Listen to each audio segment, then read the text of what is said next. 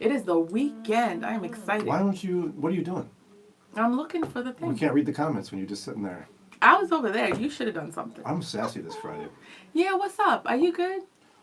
I had a bad dream last night. It just set me off in the wrong. Yeah, he told me that earlier on today. All night, somebody's trying to get me. And then it's like, it keeps you all emotional for the rest of the day. Nancy says, thank you, Jannelle and Brian. I lost my mom. This is today.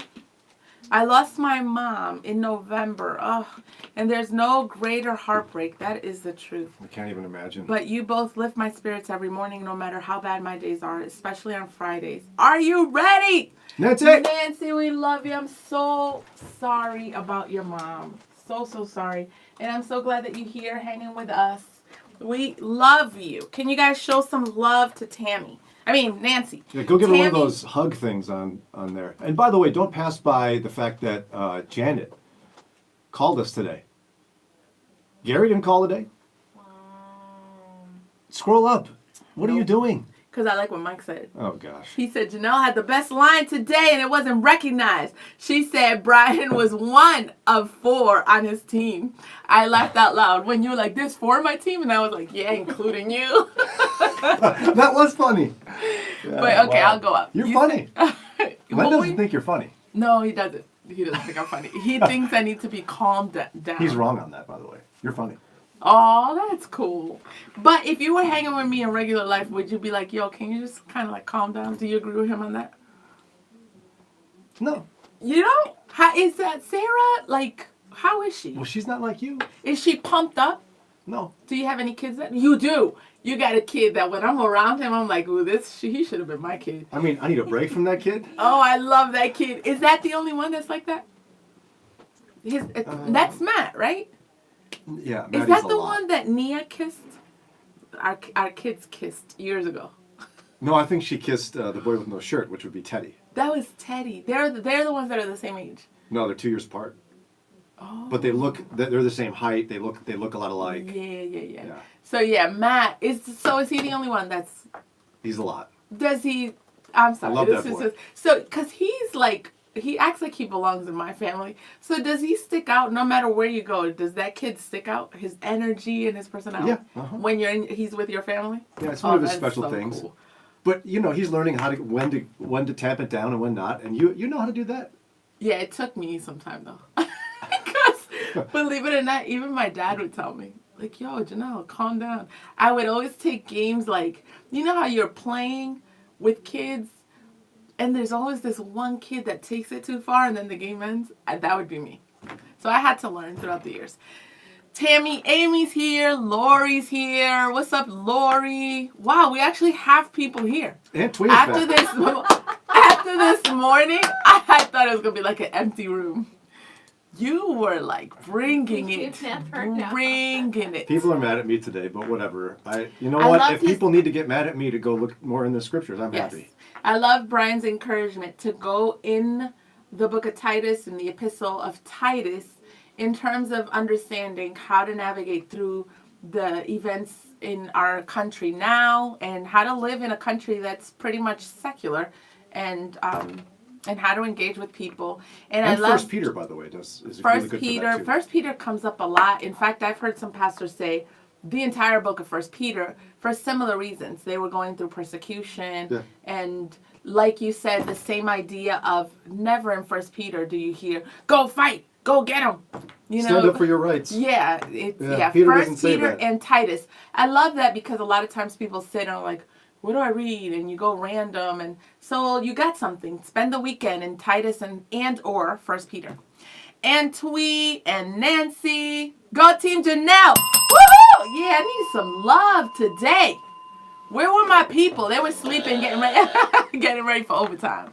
Is that what they were doing? That's what it was. Scroll down. We got to get caught up. What's all the way Okay. down there? What's going on? So Jannelle says, Brian was on fire. She loved it. Really? And You might be Charles- the only one that thinks that, Danella. Charles says, #facts. That's Yeah, for you. Well, again, now that we've only got 2 people. Callie's taking on the challenge. She says, I guess I'm going to check out Titus this weekend. And it's one of those, again, where I just felt like, for whatever reason, the Lord wanted me to go to Titus. I just kept thinking, where am I going to go? I just go Titus. And maybe I heard it somewhere. I didn't remember about why the letter was written. So I took out my new Bible to take some notes on it while I'm reading, and I grabbed the ESV Study Bible. It's really good. You ever seen that one?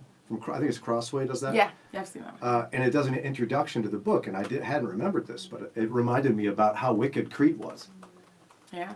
And it seemed like a real similar circumstance. So I got a comment on fighting from the show. The Bible doesn't have a verse that defines the Trinity, but from principles we understand it. It doesn't have a verse that says a husband is to protect his family, but from principles that are taught, we know that's part of a husband's role. If someone comes and attacks my family, I'm going to fight with all my might. If that makes me go against the Bible, then go, God, please forgive me. As Kenny Rogers' song says, sometimes you have to fight when you're a man. To do the right thing, sometimes it takes fighting. Don't start a fight, but you can sure end one to defend yourself. If there's a fight that is caused by an attack on Jesus and Christianity, I'm going to defend my faith. That's my opinion. But here's my question for you, Mike. Where in the scriptures did Jesus ask you to defend him against secular government? Or against anyone? Yeah. Remember, make disciples and defend me. If anyone challenges me or what I say to be true, go get them, guys. Yeah. Like he doesn't say that. Again, it doesn't imply pacifism either, but So can you talk to those who feel like you were coming across calling for inaction? I don't know. Because, don't fight feels like, okay, so based on the concerns we have in our society today, are we supposed to just sit and just watch? No, There's as concerns Titus about said, our rights and freedoms and all that. as Titus said, or Paul said to Titus in chapter 3, verse 14, our people must learn to do good by meeting the urgent needs of others. Then they will not be unproductive. So let me give you an example. One of the more extreme examples everybody likes to bring up is the Holocaust, right? Yeah. What, Brian? You just supposed to let all those Jews die? No.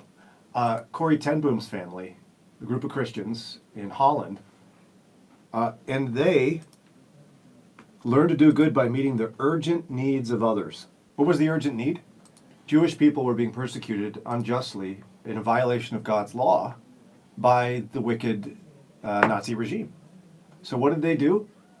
They met the urgent needs of others. They hid them in their home. Jesus said, greater love has no man than this, than he who lays down his life for his friends. Corrie ten Boom was willing to lay down her life for her Jewish friends. Do you see what I mean? Like that's not inaction. Yeah. People presume that if I'm not telling you to go storm the gates of the Capitol or go and yell at people or talk about how bad conservatives are or liberals are, that I'm implying you do nothing. That's not the implication. But I also want to say, we're saying about fighting on our knees. You're talking about Corrie ten Boom. It could also mean like marching, like you brought up MLK, marching and going out and protesting and holding signs. You didn't have a problem with the rally outside, and right? And those who protest about rights they feel they're losing. That's not the issue. People mix that, and when they hear you talking or alluding to that, they feel that's what you're talking about. And what's sad about that is assumption. Mm-hmm. It's assumption. People are putting words in my mouth I haven't said. Do I have a problem with peaceful protest? Of course not. Of course not. But that keeps coming up. There were thousands of people that were just sitting there, that were praying in D.C., or pastors, and so they say a broad brush is what's come up this week, that you're painting it with a broad brush, and that people are concerned about their rights, and that's how they're fighting for their rights. And they think you're merging those who stormed the Capitol. That's a separate issue. Am I clear in terms of how people are misunderstanding you? I just want to give you a chance to clarify. But there's a difficult truth that I think is worth bringing up, especially here in overtime. So people love to bring up the summer protests. That's another one, yeah. So Jannelle's husband, Len, got on his bike and took the boys to the Cleveland protest, Yeah. the peaceful march. And Len went in the outskirts, and if I remember correctly, he told the boys, listen, we're going to be in the back. If it gets crazy, we're leaving. Yeah. And that's what he did. And that's what he did. They were there a couple of hours, and then he got crazy. And Pastor Tanks, Yeah. our good friend Pastor Tanks, did something different. But I think equally as righteous. What did he do? He immediately turned on his phone, did Facebook Live, and he started condemning violence, trying to stop violence. He was clear about it so that he would not be associated with what's going on there. Yeah. Right? I got to tell you, let me compare that now to Washington. And here's what I'm really struggling with. If I was with my wife, or with Jannelle, or with Kelly, or whatever, and we go to an event, and someone erects a guillotine and puts a noose up and chants to hang and kill a government official, I'm leaving. Yeah. I'm leaving. Yeah. I don't want to be associated with that. I don't want to be near it. Yep. It's wrong. It's wicked. I don't care what my intentions are. I'm out of there. I mean, even our law deals with it that way. We tell our kids that. I know this is very unrelated. It just keeps bringing up the thought of, I tell my kids, like, yo, it doesn't matter why you're somewhere or even in a car with someone. If they're involved in anything that's shady or illegal, the law will include you in whatever they did.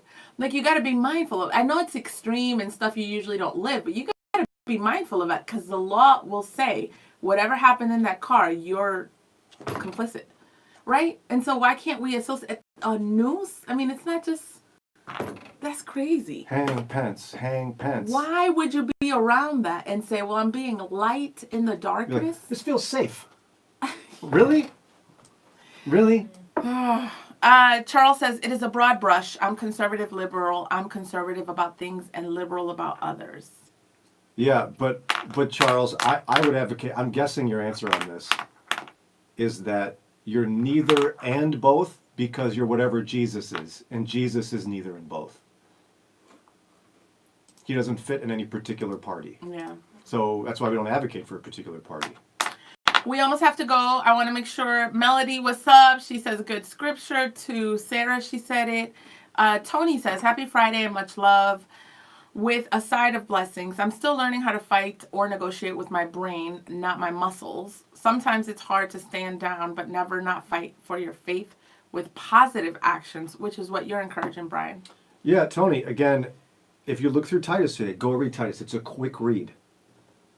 How do we live in an evil world? Paul says specifically, we should live in this evil world with, and then he kind of spends the rest of the book giving examples of with wisdom, righteousness, devotion to God, hope for Christ's return, submission to government officials, obedience, being ready to do good, not slandering, being gentle, always showing humility, and meeting the urgent needs of others. I mean, inherently, we're called to action as Christians. But the problem is what people like to do is insert actions into the Bible that aren't there. Yeah. Jesus said that we're to be salt and light by our good works. Let your good works so shine before men that they bring glory to God in heaven. Yeah. I like Lori's example, although we have not ever been talking today. We weren't talking about political figures. But she says, besides prayer, we need to speak up. Do it in a fair way, fair manner. Be advocates. Do not put down others. Read how Mike Pence handled President Trump's remarks about the election. Also how he stood up and did his thing. Like, there are ways to speak up, and we've seen believers on both sides do it. With gentleness and respect. Vocal, yes, and that's awesome, and we cheer for that. Yep. It's possible to do that. And this is why we do talk about current events, because just like Mike Pence professes Christ. I've actually spent time with him in his congressional office before he was governor of Indiana. And curiously, he had his Bible open on his desk when we got in there in his office before him. But we as Christians are going to be called in our lives, in the world in which we live, into difficult situations for which we have to be sure we're yielding to biblical thinking. He was put in that position in a very dramatic way, but we're doing so in smaller ways. Yeah. Whether we participate in gossip or lying, or do we do our business ethically, things like that. All right, so we got homework, y'all. Titus.